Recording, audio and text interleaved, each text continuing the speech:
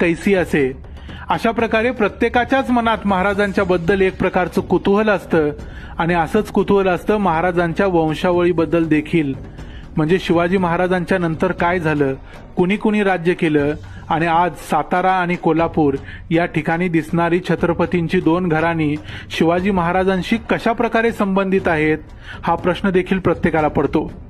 महाराजांचा या दोन्ही राज्यांशी प्रत्यक्ष रक्ताचा संबंध येतो की दत्तक विधानानंतर हा वाढलेला वंशवेल आहे, याबद्दल बऱ्याचदा पक्की माहिती उपलब्ध नसते.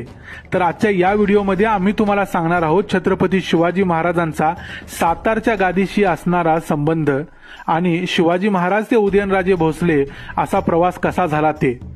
गोंधळ टाळण्यासाठी आणि व्यवस्थित समजून सांगण्यासाठी आम्ही सातारच्या वंशावळ आणि कोल्हापूरची वंशावळ अशी दोन वेगवेगळ्या भागात सांगणार आहोत. छत्रपती शिवाजी महाराजांचे पंजोबा बाबाजी भोसले यांना दोन पुत्र होते. त्यापैकी एक होते मालोजी भोसले तर दुसरे होते विठोजी भोसले.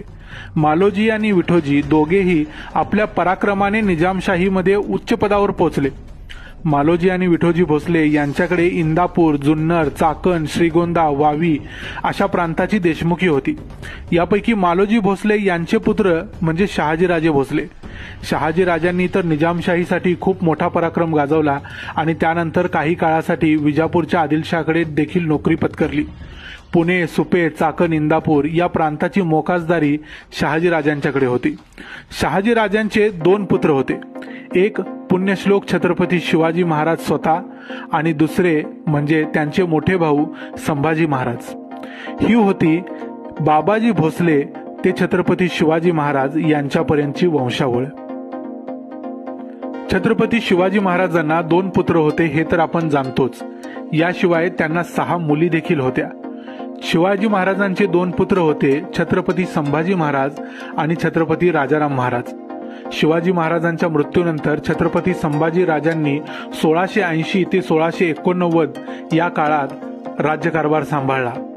संभाजी महाराजांच्या मृत्यूनंतर राजाराम महाराजांनी 1689 ते 1700 या काळामध्ये राज्यकारभार सांभाळला आणि त्यांच्या मृत्यूनंतर राजाराम महाराजांची पत्नी ताराबाई यांनी आपला मुलगा दुसरा शिवाजी याला गादीवर बसवून राज्यकारभार चालवला. कारण या काळात संभाजी राजांचे पुत्र शाहू आणि त्यांची आई येसुबाई हे दोघेही औरंगजेबाच्या कैदेत होते. त्यामुळे 1707 साली जेव्हा शाहू महाराज औरंगजेबाच्या कैदेतून सुटले तेव्हा संभाजी महाराजांचा मुलगा शाहू आणि राजाराम महाराजांचा मुलगा दुसरा शिवाजी यांच्यामध्ये शिवरायांच्या गादीचा खरा वारस कोण याच्यावरून झगडा सुरू झाला. यांच्यामध्ये एक लढाई झाली आणि त्या लढाईनंतर अखेर छत्रपती शिवाजी महाराजांच्या राज्याचे 2 तुकडे झाले. त्यापैकी संभाजी पुत्र शाहू महाराज यांनी साताराहून आपले काम सुरू केले तर राजाराम पुत्र दुसरे शिवाजी हे कोल्हापूरच्या राज्याचे छत्रपती झाले.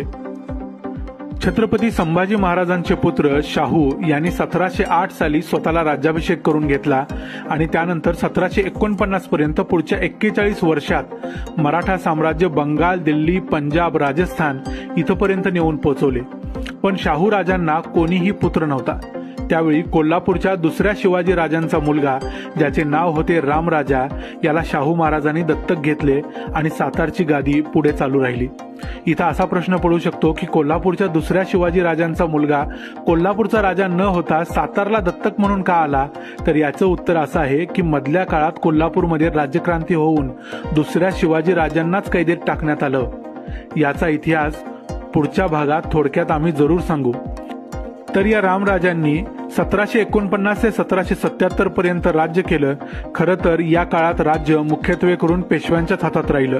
या रामराजांना देखील कोणीही पुत्र नव्हता. त्यामुळे 1777 साली त्यांनी नाशिकमधल्या सिन्नर जवळच्या वावी या गावच्या त्रिंबकजी भोसले यांचा ज्येष्ठ पुत्र विठोजी याला दत्तक म्हणून घेतले आणि त्याचे नाव ठेवले शाहू. आता हे वावीकर भोसले घराणे म्हणजे शिवाजी महाराजांचे आजोबा मालोजी भोसले यांचे बंधू विठोजी भोसले यांचे वंशज असणारे घराणे. परंपरागत वावी आणि आसपासच्या गावांची देशमुखी या घराण्याकडे होती. या दुसऱ्या शाहू महाराजांना 3 पुत्र झाले. त्यापैकी पहिले प्रतापसिंह, दुसरे रामचंद्र आणि तिसरे शहाजी उर्फ अप्पासाहेब.